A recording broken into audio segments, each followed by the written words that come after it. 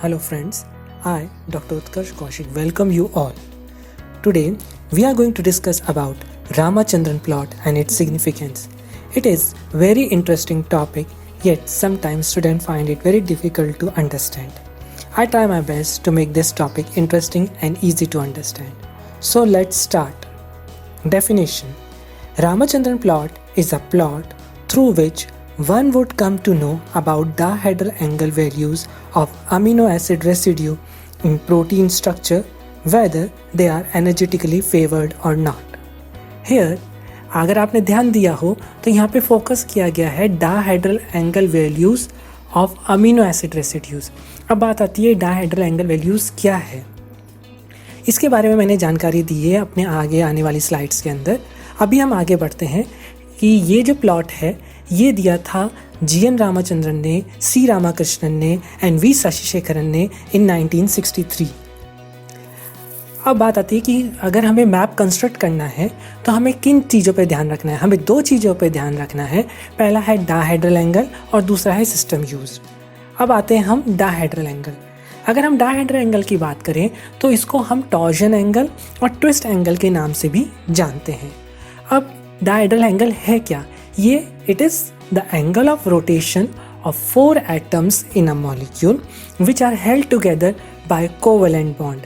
अगर हम first diagram में देख पा रहे हैं तो इस डेफिनेशन के अकॉर्डिंग अगर हम देखें तो इसमें दो अमीनो एसिड हैं जो एक दूसरे से अटैच हैं थ्रू पेप्टाइड बॉन्ड. और ये जो पेप्टाइड बॉन्ड है ये बना हुआ है carboxylic group of one amino acid and amino group of another amino acid के बीच में, जो कि जहाँ आपको दिख रहा होगा ओमेगा लिखा हुआ है.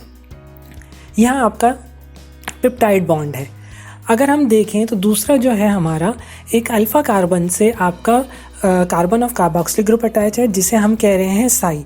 दूसरे डायग्राम में भी हम देख रहे हैं वो भी ये रिप्रेजेंट कर रहे हैं. और अगर हम देखें एक और बॉन्ड बना हुआ है जिसे हम कहते हैं फाई, जो कि बना हुआ है nitrogen of amino group and alpha carbon of carbon के बीच के अंदर. ये कहते हैं हम साई. ये बहुत इम्पॉर्टेंट है. यही दो एंगल जो होते हैं हमारे फाई और साई, इन्हें ही हम डाहेड्रल एंगल वैल्यूज़ कहते हैं. और पहले ये कहा जाता था कि ये रोटेट नहीं करते हैं. जैसे कि हम दूसरे पिक्चर में देख रहे हैं कि ये फाई और साई रोटेट करते हैं, जिसकी वजह से हमें डिफरेंट वैल्यूज़ मिलती है अमीनो एसिड की. तो ये डाहेड्रल एंगल वैल्यूज़ है. आशा है आपको दूसरे डायग्राम के अंदर भी ये चीज़ें समझ में आ पा रही होगी कि किस तरह से फाई और साई रोटेट करते हैं.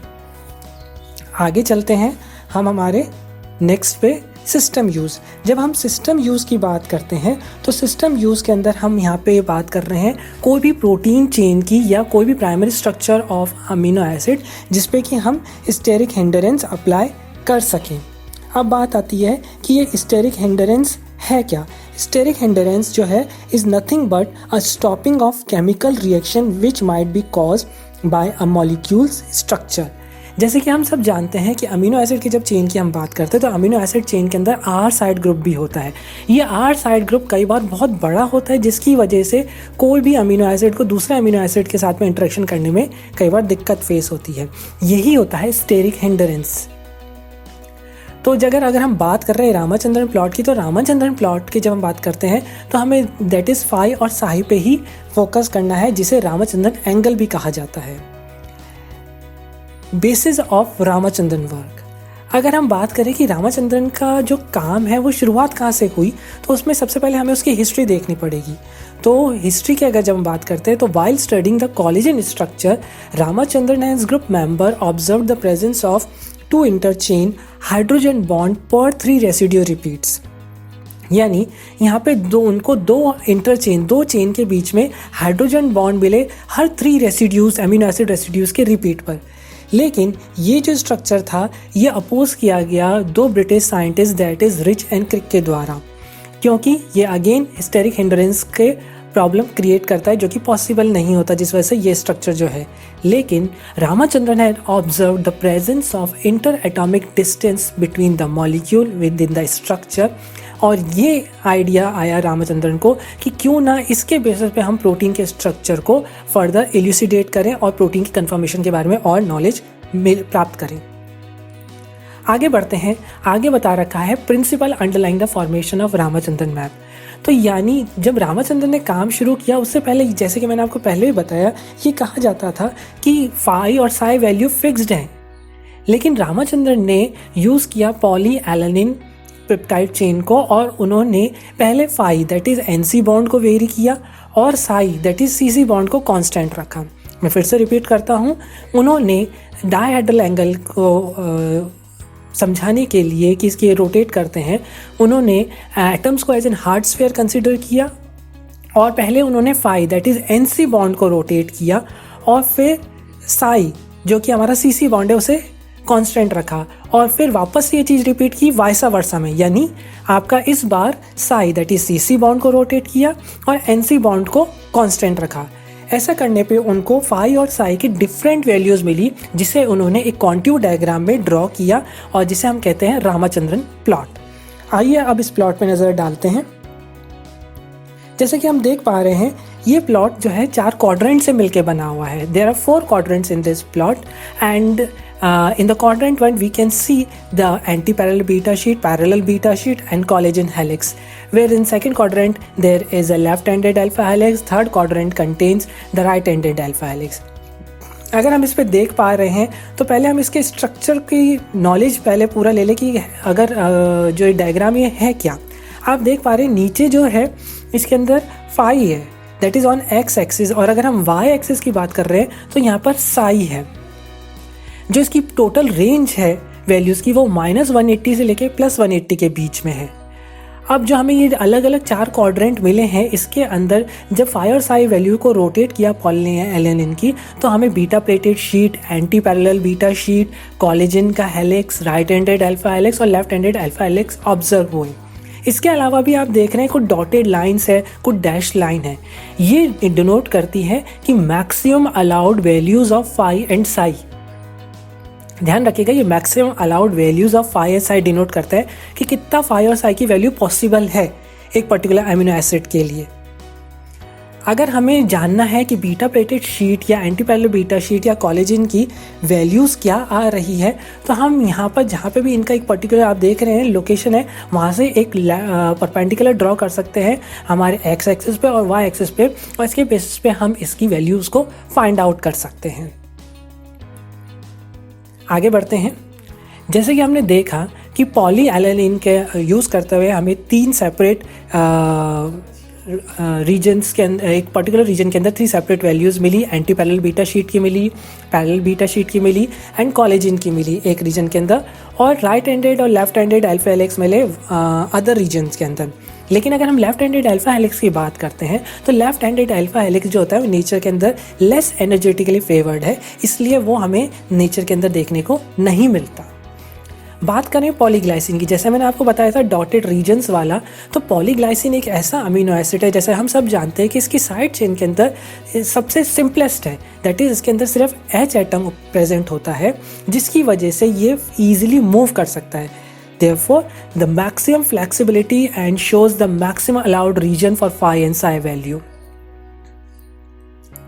लेकिन अगर हम प्रोलीन की बात करते हैं तो प्रोलीन के अंदर, जैसे नीचे आप स्ट्रक्चर भी देख पा रहे हैं, इसके अंदर 5 मेंबर्ड रिंग होती है।